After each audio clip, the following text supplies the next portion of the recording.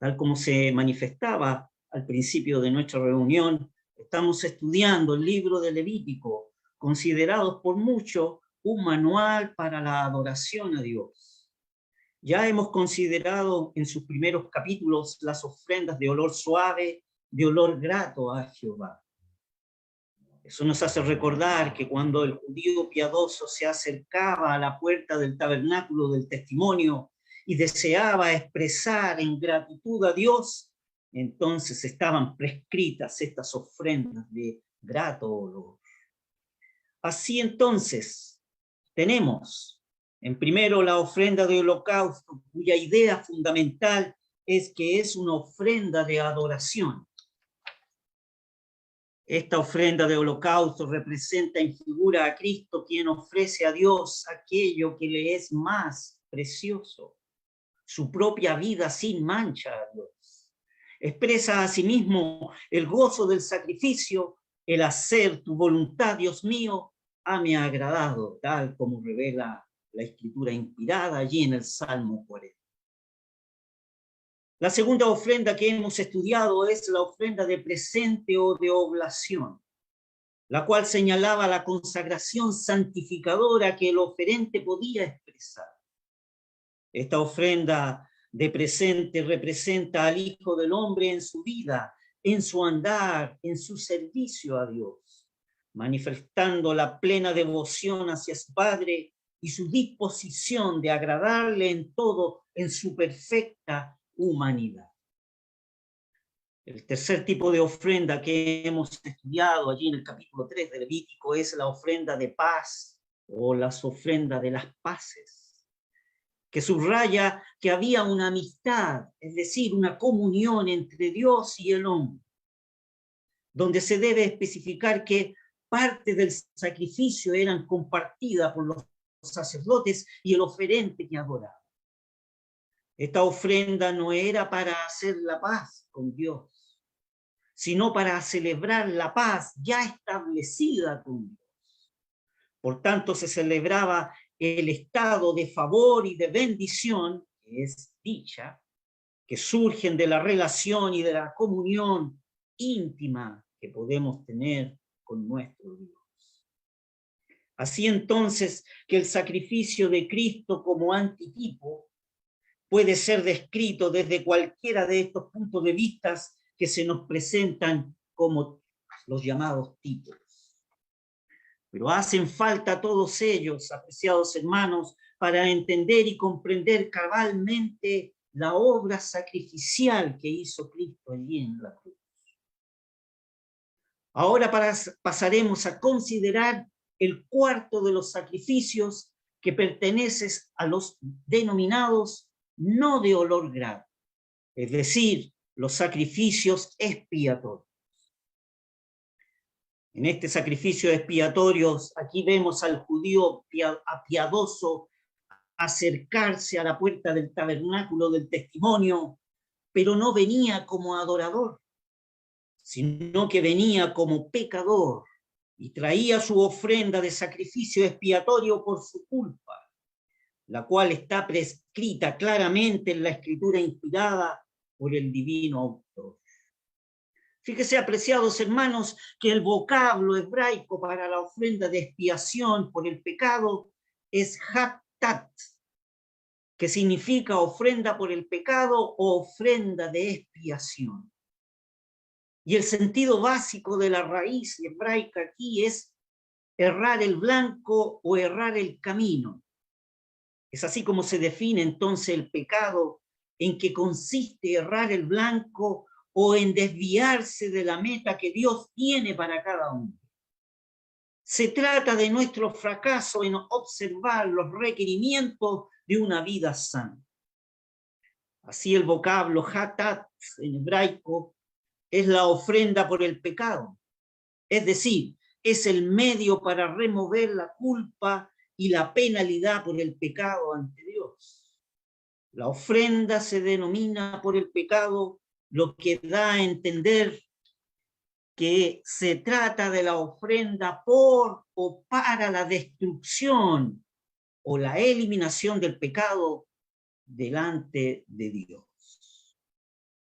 Así entonces les invito a considerar la palabra de Dios en Levítico capítulo 4, en el cual leeremos todo el capítulo 4, más una porción de Levítico capítulo 5, del 1 al 3.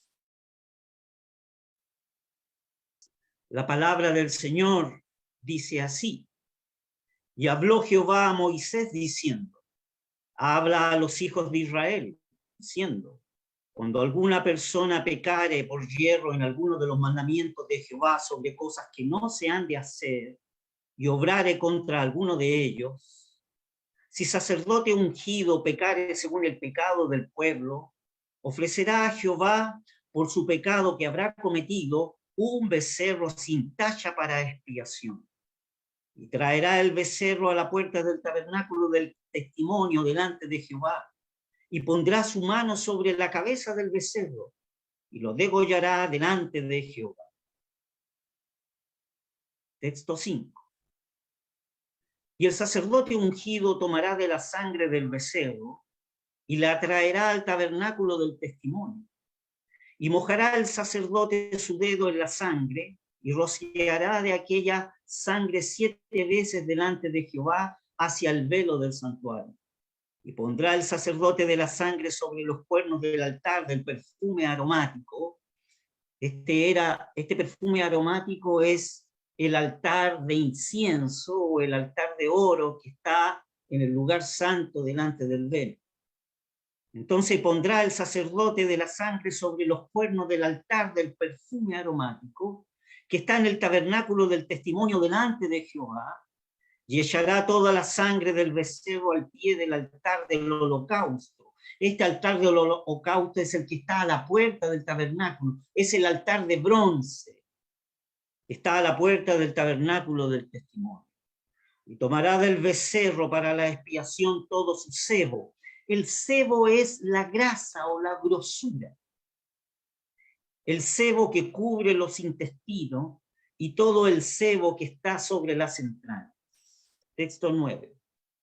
Y los 2 riñones, y el sebo que está sobre ellos, y el que está sobre los ijares. Los ijares son las cavidades simétricas colocadas entre las costillas, ¿ah? Para que vamos entendiendo un poco. Entonces, el sebo que está sobre, y los 2 riñones, y el sebo que está sobre ellos, y el sebo que está sobre los ijares, es decir, sobre las cavidades simétricas colocadas entre las costillas, toda la grosura, toda la grasa. Y con los riñones quitará el redaño. ¿Cuál es el redaño? El redaño es la membrana de grasa lisa que forma una red que envuelve todo el estómago, los intestinos, el hígado, etc. Ese es el redaño. Entonces la escritura es clara, dice, con respecto al sebo, texto 9, el sebo sobre y los 2 riñones, y el sebo que está sobre ellos, y el que está sobre los ijares, aquellas cavidades que hay entre las costillas, y los riñones quitará el redaño, aquella membrana de red que cubre todos los intestinos, el estómago y de sobre el hígado. Texto 10. De la manera que se quita del buey del sacrificio de las paces, y el sacerdote lo hará arder sobre el altar del holocausto. Y el cuero del becerro y toda su carne, con su cabeza y sus piernas y sus intestinos y su estiércol. En fin, todo el becerro sacará fuera del campo a un lugar limpio, donde se echan las cenizas, y lo quemará al fuego sobre la leña, en donde se echan las cenizas, será quemado.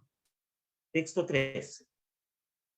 Y si toda la congregación de Israel hubiere errado, y el negocio estuviere oculto a los ojos del pueblo, y hubieran hecho algo contra alguno de los mandamientos de Jehová en cosas que no se han de hacer, y fuesen culpables, luego que fuere entendido el pecado sobre que delinquieron, la congregación ofrecerá un becerro por expiación y lo traerán delante del tabernáculo del testimonio. Y los ancianos de la congregación pondrán sus manos sobre la cabeza del becerro delante de Jehová, y en presencia de Jehová degollarán aquel becerro. Texto 16. Y el sacerdote ungido meterá de la sangre del becerro en el tabernáculo del testimonio. Y mojará el sacerdote su dedo en la misma sangre y rociará 7 veces delante de Jehová hacia el velo. Y aquella sangre pondrá sobre los cuernos del altar que está delante de Jehová en el tabernáculo del testimonio, y derramará toda la sangre al pie del altar del holocausto, que está a la puerta del tabernáculo del testimonio. Y le quitará todo el sebo, la grosura, la grasa, y harálo arder sobre el altar. Texto 20. Y hará de aquel becerro como hizo con el becerro de la expiación.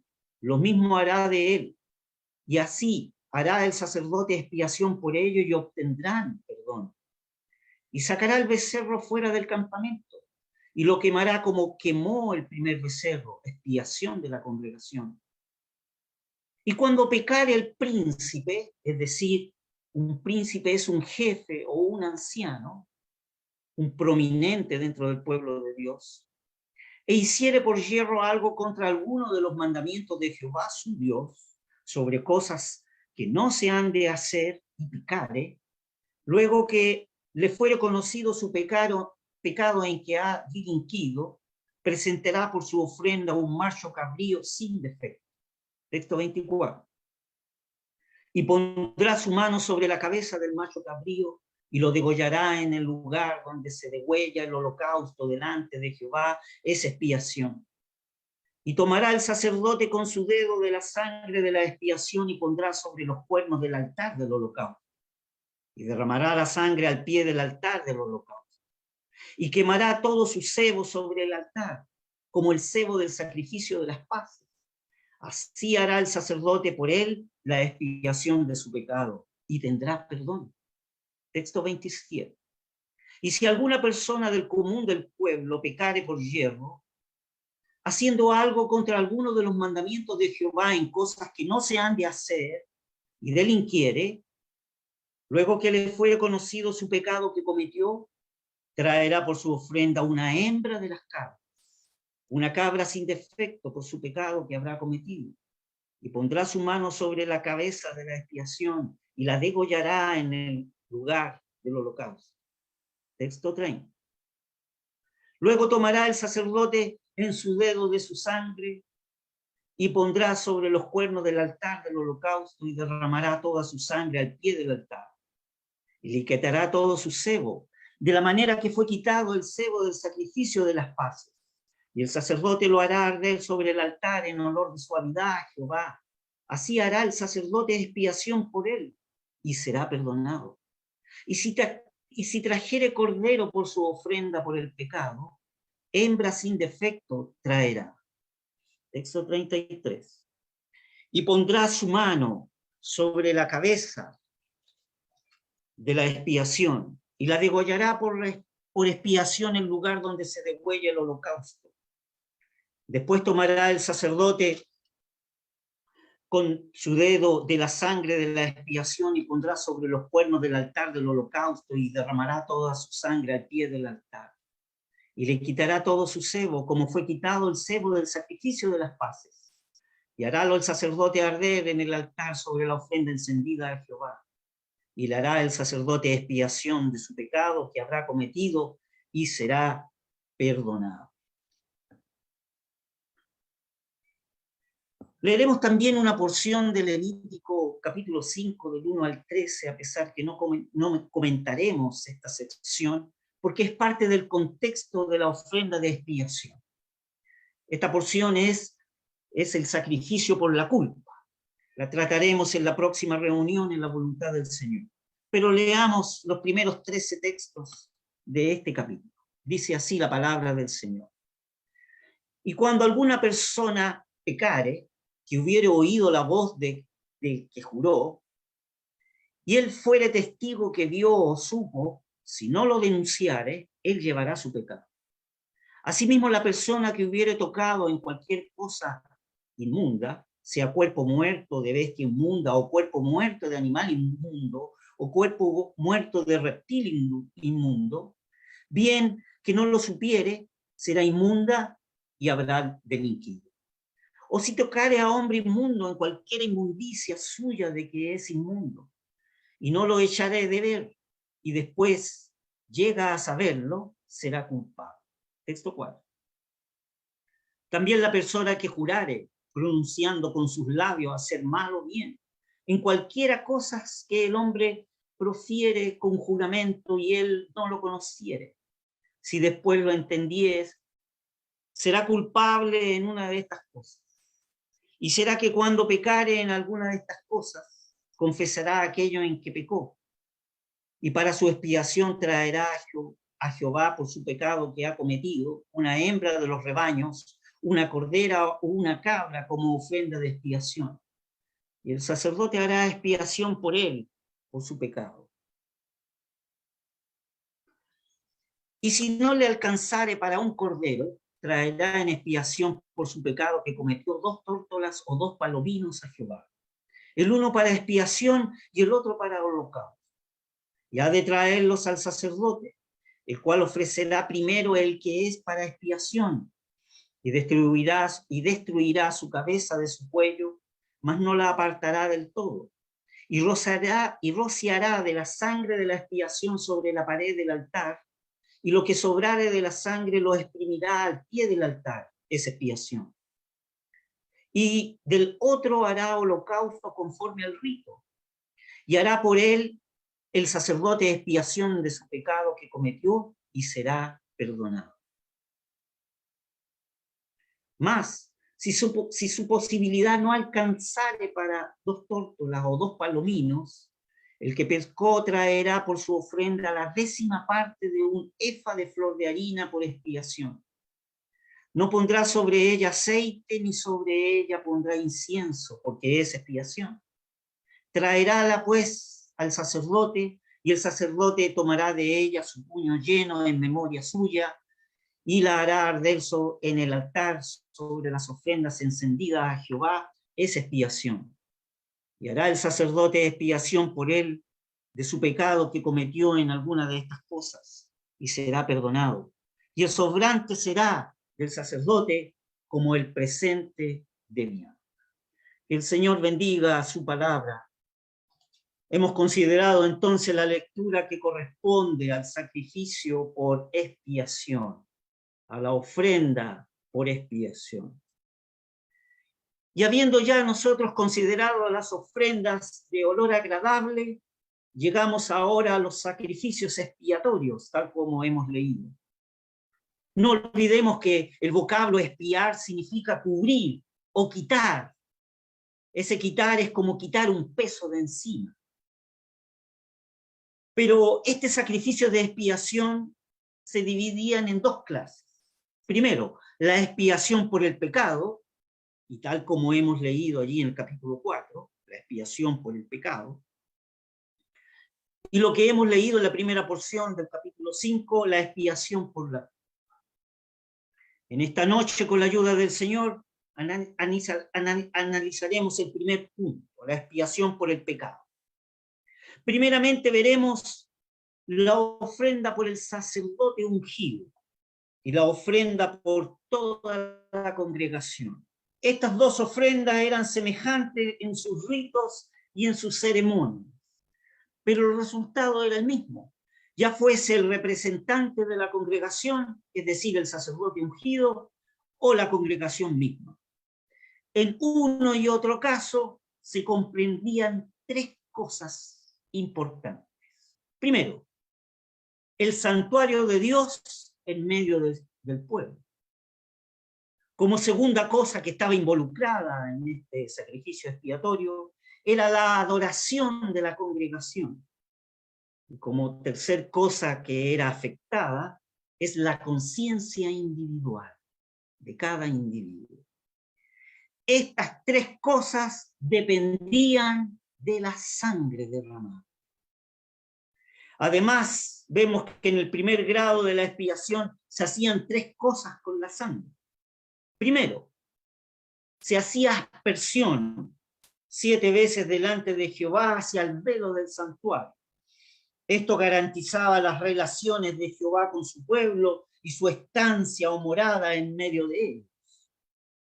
Segundo, a continuación leemos en el texto 7 que hemos leído del capítulo 4, que dice así: y pondrá el sacerdote de la sangre sobre los cuernos del altar del perfume aromático. O sea, el sacerdote ungido tomaba la sangre derramada por la expiación y los ponía sobre los cuernos del altar de incienso o el altar de oro que estaba en el lugar santo delante del velo. Entonces dice así el texto 7: y pondrá el sacerdote de la sangre sobre los cuernos del altar de perfume aromático que está en el tabernáculo del testimonio delante de Jehová. Este rito garantizaba el culto de la congregación poniendo la sangre sobre el altar de oro. Así entonces la verdadera base del culto de la congregación estaba amparada por la sangre. Por lo tanto, la llama del incienso y su olor suave podían subir de esa manera continuamente delante de Dios. Hay un tercer aspecto con respecto a la sangre. Leemos además en el texto 7 de nuestro capítulo 4. Y echará toda la sangre del becerro al pie del altar del holocausto. O sea, ese altar de bronce que estaba a la puerta del tabernáculo, que está a la puerta del tabernáculo del testimonio. Aquí encontramos lo que responde plenamente a las exigencias de la conciencia individual de cada individuo. Pues el altar de bronce era el lugar donde todos tenían acceso. Era el lugar donde Dios se encontraba al pecador. Y es el único lugar donde el pecador ve sus pecados reducidos a ceniza. Bueno, eso tiene que ver con respecto a lo que se hacía con la sangre, con el sacerdote ungido si es que pecaba, o si es que la congregación pecaba delante de Dios. Pero habían otros dos casos.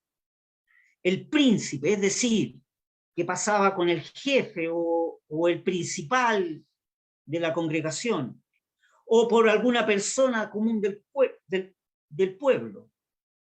No era más cuestión para ellos, para el príncipe, el jefe, o para alguna persona común del pueblo, que su pecado es una cuestión de conciencia individual. Por esto, no se hacía más que una cosa con la sangre. Era enteramente derramada al pie del altar del holocausto o del altar de bronce que estaba a la puerta del tabernáculo. Fíjese, apreciados hermanos, que hay en todo esto una precisión divina que nos llama a poner nuestra atención si deseamos comprender bien los maravillosos detalles de este tipo que se nos presenta aquí en la Escritura. Entre la ofrenda por un príncipe, es decir, de un jefe o un anciano del pueblo, y la que se hacía por alguna persona común del pueblo, hay esta diferencia. Primero, para el príncipe tenía que ofrecer un macho sin defecto. Y en el segundo caso, para alguna persona común del pueblo, tenía que ofrecer una hembra sin defecto. Esto nos indica que el pecado de uno de los príncipes o jefes debía ejercer necesariamente mayor influencia que el de una persona común del pueblo. Por esto era necesaria una más poderosa aplicación del valor de la sangre. El efecto del pecado individual no podía extenderse más allá de la conciencia del individuo. Es decir, el pecado de un príncipe o de alguno del común del pueblo no podía tener una influencia sobre el altar del perfume aromático, como leíamos en los dos primeros casos anteriores, donde la sangre sí tenía un alcance en el perfume aromático o en el altar de oro que estaba en el lugar santo delante de Jehová, allí delante del velo. Ese era el lugar de adoración del sacerdote. Por lo tanto, el pecado del príncipe o del común del pueblo con respecto a su conciencia individual no podía llegar ese pecado hasta el velo del santuario, límite sagrado de la habitación de Dios en medio del pueblo. La lección que tenemos aquí es clara. Esto, apreciados hermanos, es fundamental. Nunca se debe promover la cuestión de nuestros pecados o de nuestras faltas en el lugar del culto. Muchas veces las murmuraciones del pueblo de Dios llegan al lugar donde expresamos nuestras alabanzas y la adoración a Dios. Es preciso arreglarlo con Dios en lo secreto, allí donde cada uno puede acercarse a Él personalmente. Muchos se equivocan en este punto. Van a la congregación o a un lugar ostensible del culto sacerdotal delante de Dios con su conciencia manchada, y de esa manera debilitan toda la congregación y turban todo el culto. Aquí la palabra exigía que se debía prestar a esto una gran atención y de guardarse cuidadosamente de ello. Tenemos necesidad de una gran vigilancia a fin de que nuestra conciencia individual pueda estar siempre en luz. Cuando caemos, como desgraciadamente nos ocurre muchas veces, tenemos que enseguida acercarnos a Dios en lo secreto, a fin de que la verdadera adoración y posición de la asamblea de los hermanos que se reúnen a alabar y a adorar a Dios pueda conservarse plena y claramente delante de Dios en forma limpia y llena de luz. Examinemos en detalle los principios comprendidos en este primer grupo que estamos estudiando en esta noche. Así podremos formarnos una justa idea de los principios de todos los demás grupos. Sin embargo, apreciados hermanos, nos llama la atención un punto esencial indicado aquí en el texto 2 del capítulo 4. Dice así el texto 2. Cuando alguna persona pecare por hierro, esto nos presenta una verdad de las más preciosas en relación con la expiación realizada por el Señor Jesucristo. Si meditamos en esta expiación, vemos en ella mucho más que la simple satisfacción de las exigencias de la conciencia. Aunque esta conciencia haya alcanzado el más alto grado de una extrema sensibilidad. En la muerte expiatoria del Señor, vemos en ella la satisfacción plena de todos los derechos de la santidad divina, de la justicia divina y de la majestad divina. La santidad de la morada de Dios y el fundamento de su relación con su pueblo no hubieran podido ser nunca reglamentadas según la medida de la conciencia del hombre. Aunque esta conciencia, la del hombre, fuese tan elevada como puede llegar a ser. Hay muchas cosas que en la conciencia humana omitiría, ya sea porque escapan a su conocimiento del hombre o porque muchas cosas en el corazón del hombre podrían estimarlas lícitas, pero Dios no podría tolerar y por consiguiente no podríamos aproximarnos a Él y rendirle un culto de adoración o de alabanza. Debido a esto, si la expiación de Cristo se aplicase tan solo a los pecados que el hombre puede discernir o reconocer delante de él, nos encontraríamos muy lejos del verdadero fundamento de la paz con Dios. Debemos comprender entonces, apreciados hermanos, que los pecados que han sido expiados según la justicia de Dios, que los derechos de su trono han sido perfectamente satisfechos, que el pecado visto a la luz de su inflexible santidad han sido divinamente juzgados. Esto es lo que da al alma una paz duradera.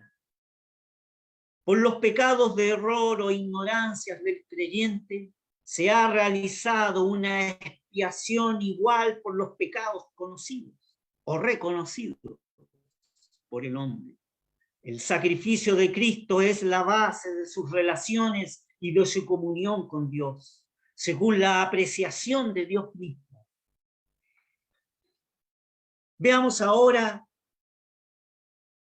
vamos a pasar ahora a comparar el sacrificio de expiación con el sacrificio de holocausto, lo cual nos ofrecerá dos aspectos muy diferentes de Cristo. Pero a pesar de esta diferencia, es tan solo el mismo Cristo.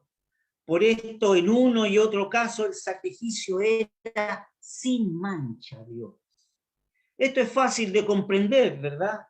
Bajo cualquier aspecto que contemplemos a nuestro Señor Jesucristo, es siempre el mismo ser, perfecto, puro, santo y sin mancha. Y es verdad que en su abundante gracia tuvo a bien cargar sobre sí el pecado de su pueblo, pero aún entonces era un Cristo perfecto y sin mancha. La excelencia esencial, la pureza inalterable y la divina gloria del Señor amado aparecen con igual fuerza tanto en el sacrificio de expiación como en el sacrificio de holocausto. En cualquier relación que se nos presente, cualquiera sea su oficio que llene, en cualquier obra que cumpla, en cualquier posición que él ocupe, sus glorias personales irradian con todo su esplendor divino esta verdad. De un solo Cristo, sea la ofrenda para el holocausto, sea la ofrenda para expiación por el pecado. Se ve no solo en el hecho de que en los dos casos la ofrenda era sin defecto, sin tacha a la víctima, sino también lo vemos, fíjese, en la ley de expiación. Esa ley está descrita en Levítico capítulo 6 y en su texto 25 dice así esta ley de expiación. Esta es la ley de la expiación. En lugar donde será degollado el holocausto, será degollada la expiación por el pecado, delante de Jehová. Y subraya el texto. Es cosa santísima. Levítico 6, el texto 25. En los dos tipos figuran un solo y gran antitipo, aunque lo presentan bajo aspectos de su obra muy diferentes. En el holocausto, Cristo responde a los afectos de Dios. En la expiación, responde a las necesidades profundas del hombre. En el primero nos los presenta como aquel que cumplió la voluntad de Dios. En el segundo, como aquel que llevó el pecado del hombre. En el primero aprendemos a ver cuál es el valor del sacrificio de Cristo. En el segundo aprendemos cuál es la odiosidad del pecado. Fíjese, apreciados hermanos, que hay otro detalle importante, que como detalle es fundamental considerar. En el sacrificio del holocausto vimos que era una ofrenda voluntaria. Dice en el texto 3 del capítulo 1, de su voluntad lo ofrecerá. Así expresa el texto inspirado. Más la expiación, en el sacrificio de expiación, no se trata de buen grado o voluntariamente el sacrificio. En la ofrenda de expiación se desenvuelven otros géneros de verdades.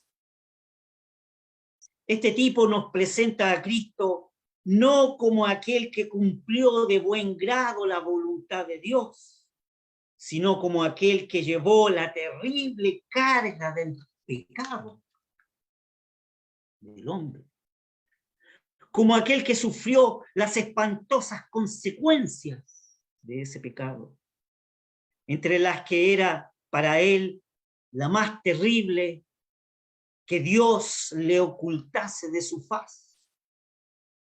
Entonces la expresión voluntariamente no estaría en armonía con el objeto del espíritu de la expiación. Esta palabra estaría tan fuera de lugar en este tipo como lo está divinamente colocada en el holocausto. Su empleo y su omisión son igualmente divinas y testifican una y otra la perfecta y divina precisión de los tipos que encontramos en Levítico. Este punto de contraste armoniza las dos expresiones empleadas por el Señor. El vaso de mi Padre, el vaso que el Padre me ha dado, no lo tenga que beber. Y después él dice, Padre mío, si es posible, pase de mí este vaso. En la primera expresión era el perfecto cumplimiento de estas palabras con las cuales Cristo empezó su carrera. El hacer, oh Dios, tu voluntad hame agradado, es la expresión de Cristo como ofrenda voluntaria para el holocausto, tal como la expresa el tipo en Levítico. Pero en la segunda expresión que hemos considerado es la exclamación de Cristo cuando contemplaba lo que iba a hacer de él como sacrificio de expiación. Y eso es profundo, apreciados hermanos. Veamos ahora a considerar el acto típico de, como dice en el texto 4, la imposición de las manos. El texto 4 dice, y pondrá su mano sobre la cabeza del becerro. Este acto era común tanto al holocausto como para la expiación. En el primer caso, el del holocausto, significaba que se identificaba a la persona que ofrecía el sacrificio con la ofrenda sin mancha. Pero en el segundo caso, el de la expiación, este acto implicaba la traslación del pecado de la persona oferente a la cabeza de la ofrenda del animal que ofrecía como víctima. Así era el tipo. Y cuando consideramos el antitipo, aprendemos una verdad de las más consoladoras y edificantes. Verdad que si fuese más comprendida y realizada, proporcionaría una paz mucho más constante que la que se goza generalmente en medio del pueblo de Dios. Aquí podríamos preguntarnos entonces, ¿cuál es la doctrina expresada en el acto de imponer las manos sobre las víctimas? Leemos en el Nuevo Testamento, Cristo fue hecho pecado por nosotros, para que nosotros fuésemos hechos justicia de Dios en él. Este texto lo encontramos en 2 Corintios 5:21, un texto a subrayar. Cristo tomó nuestro lugar con todas sus consecuencias, para que nosotros pudiéramos tomar su lugar con todas las suyas. Fue tratado como pecado sobre la cruz, para que nosotros pudiéramos ser tratados como justicia delante de él. Fue arrojado de la presencia de Dios porque por la imputación tenía sobre él el pecado, para que nosotros pudiéramos ser recibidos en la morada de Dios y en su seno. Por la imputación tenemos una justicia perfecta delante de Dios. Cristo tuvo que sufrir que Dios le ocultase de su rostro, a fin de que nosotros pudiéramos regocijarnos a la luz de su faz. Cristo tuvo que experimentar 3 horas de tinieblas para que nosotros entrásemos en la luz eterna. Todo lo que nos correspondía como pecadores perdidos fue puesto sobre él, para que todo lo que le correspondía, por haber cumplido la obra de redención, pudiera ser nuestra parte. Tal es la maravillosa verdad ilustrada por el acto de imposición de manos. Pero debemos recordar que la víctima para el holocausto, en ese caso, era desollada, mientras que la víctima en la expiación no lo era. La víctima para el holocausto era dividida en sus piezas, pero no lo era en la expiación. Los intestinos y las piernas del holocausto eran lavados con agua, cosa completamente omitida en el sacrificio de expiación. El holocausto era quemado también totalmente sobre el altar del holocausto, el altar de bronce que estaba a la puerta del tabernáculo. El sacrificio para la expiación era quemado fuera del campo, fuera del real. Fíjese que el vocablo quemar en el holocausto significa quemar como incienso, mientras que el vocablo quemar para el sacrificio de expiación significa quemar como un fuego devorador. Estos puntos son otras diferencias que provienen sencillamente del carácter distintivo de estas ofrendas. Todas las cosas que pertenecen a la fase holocáustica de nuestro amado Señor, le vemos ofreciéndose él mismo a la mirada, al corazón y en el altar de Jehová, sin que se trate en ninguna manera de la imputación del pecado, de la ira o del juicio de Dios. En cambio, en la expiación, por el contrario, en el lugar de haber como idea prominente de lo que Cristo es, encontramos lo que es el pecado. Encontramos cuán feo es el pecado delante de Dios. En lugar del valor de Jesucristo, como se encuentra en el holocausto, en el sacrificio de expiación, se encuentra la odiosidad del pecado. Sin embargo, apreciados hermanos, no obstante, hay un rito refiriéndose a este tipo de expiación que representa de la manera más expresiva cuán agradable era él, el Señor Jesús, personalmente a Dios, su Padre. Vamos a leer nuevamente Levítico capítulo 4 del 8 al 10. Escuche atentamente lo que dice la palabra. Y tomará del becerro para la expiación todo su sebo, la grosura, el sebo que cubre los intestinos y todo el sebo que está sobre las entrañas, y los dos riñones, y el sebo que está sobre ellos, y el que está sobre los ijares, y con los riñones quitará el redaño de sobre el hígado, de la manera que se quita del buey del sacrificio de las paces.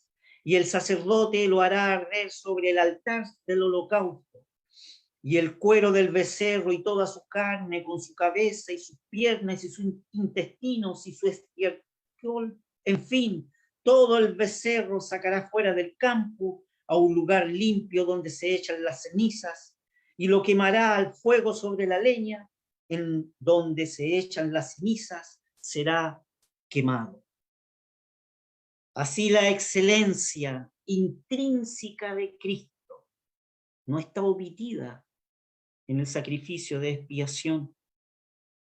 El sebo quemado sobre el altar de holocausto es figura apta de la divina apreciación que tiene Dios del valor de su Hijo amado, el Señor Jesús.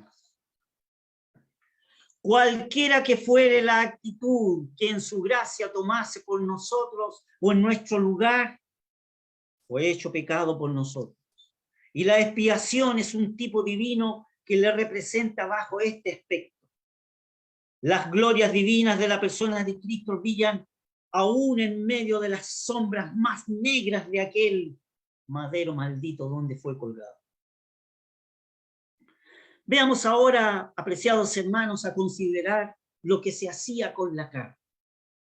Podemos leer en Levítico capítulo 4, 11 y 12 que acabamos de leer, y el cuero del becerro y toda su carne con su cabeza y sus piernas y sus intestinos y su estiércol, en fin, todo el becerro sacará fuera del campo un lugar limpio donde se echarán las cenizas y lo quemará al fuego sobre la leña, en donde se echan las cenizas será quemado.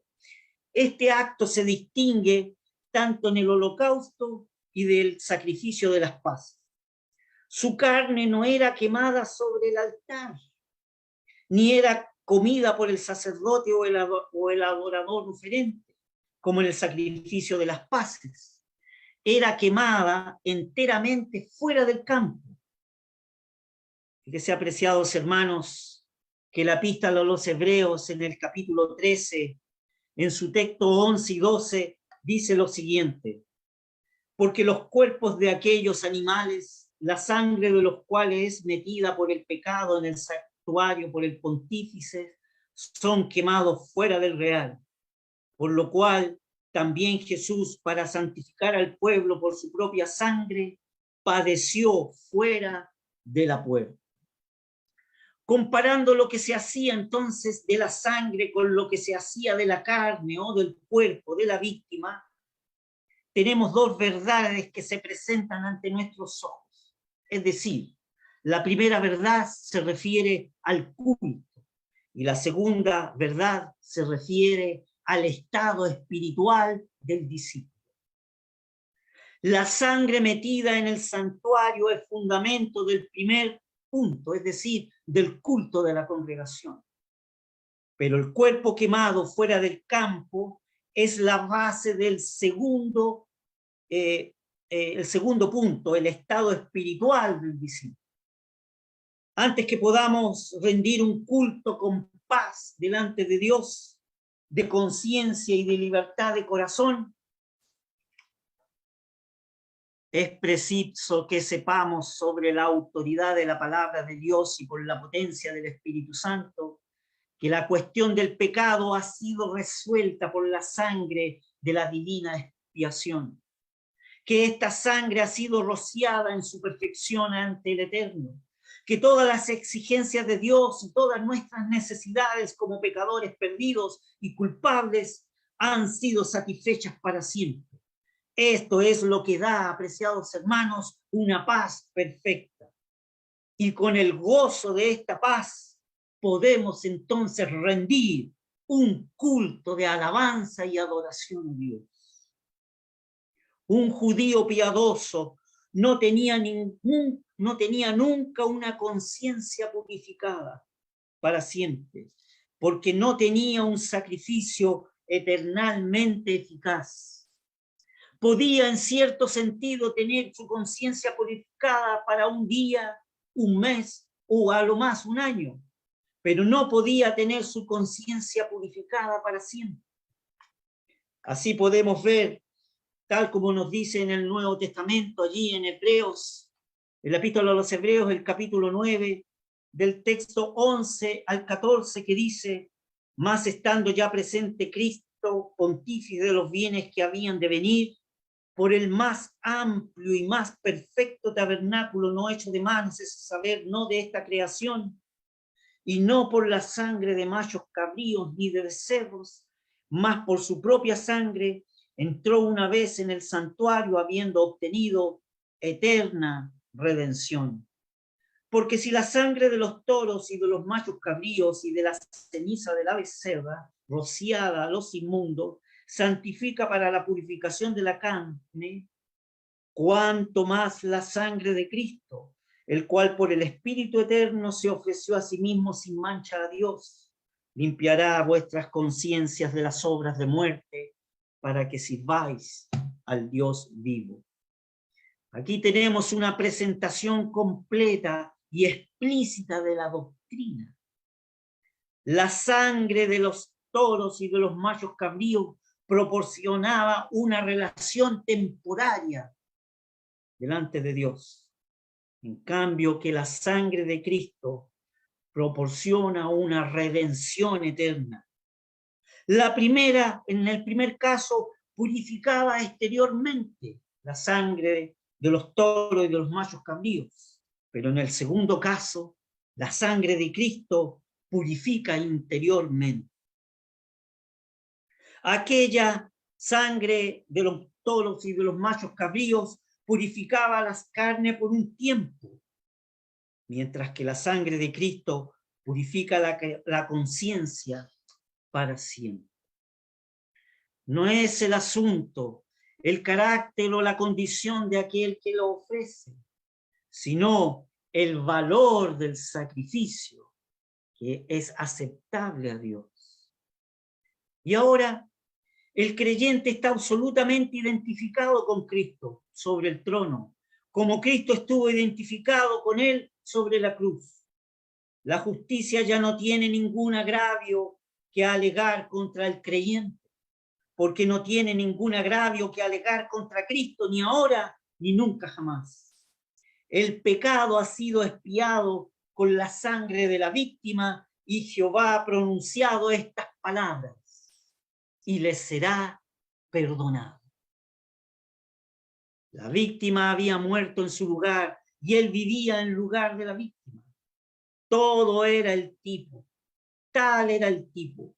Y en cuanto al antitipo, cuando la mirada de fe reposa sobre Cristo como sacrificio de expiación, ve a aquel que, habiendo tomado una perfecta vida humana, ha dejado esta vida sobre la cruz, porque en aquella ocasión se le imputaba el pecado completamente.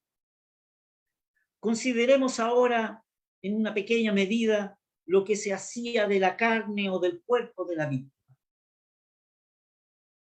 en la cual encontramos la verdadera base del discipulado. Fíjese lo que dice en el capítulo 4 de Levítico, el texto número 12. Dice así: en fin, todo el becerro sacará fuera del campo a un lugar limpio, donde se echarán las cenizas, y lo quemará al fuego sobre la leña, en donde se echarán las cenizas, será quemado. Este acto debe considerarse bajo dos puntos de vista. Primero, como expresando el lugar que nuestro Señor Jesucristo tomó por nosotros, llevando el pecado sobre la cruz. Segundo, expresando el lugar donde fue llevado por un mundo que lo desechaba, fuera del real o fuera de la prueba. El divino autor nos da una lección aquí fundamental. Dice en la epístola a los Hebreos, en el capítulo 13, de que Cristo padeció fuera de la puerta. Es profundamente significativa cuando dice: salgamos pues a él fuera del real, llevando su vituperio. Si los sufrimientos de Cristo nos han asegurado una entrada en el cielo, el lugar donde él padeció representa nuestro rechazamiento de la tierra. Su muerte nos ha proporcionado una ciudad en lo alto, una ciudad celestial. El lugar donde él murió nos priva de una ciudad aquí abajo. Por esto dice la Escritura: salid. Seamos fieles, oh apreciados hermanos, a nuestro Señor Jesucristo. Vivamos para aquel que ha muerto por nosotros, teniendo nuestra conciencia en paz por su sangre derramada. Que los afectos de nuestro corazón se enlacen alrededor de su persona. Que nuestra separación del presente siglo malo no sea el resultado de fríos principios por parte de nosotros, sino que sea el resultado de una separación efectuada por esta ofrenda de sacrificio de expiación por el pecado, la cual tipifica la muerte expiatoria del Señor Jesús por nuestros pecados y el derramamiento de la sangre, la cual nos limpia de toda maldad. Que el Señor bendiga su palabra.